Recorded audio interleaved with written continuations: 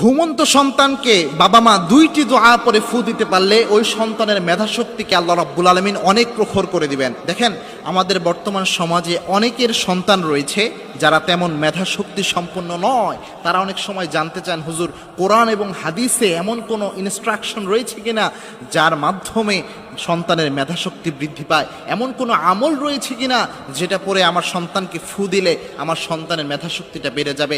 অবশ্যই ইসলামে আমল রয়েছে, এবং কি আল্লাহ রাব্বুল আলামিন ইসলামকে যেমন তেমন ধর্ম হিসেবে দেন নাই। Islam is the complete code of life. পরিপূর্ণ জীবন ব্যবস্থার নাম হচ্ছে ইসলাম।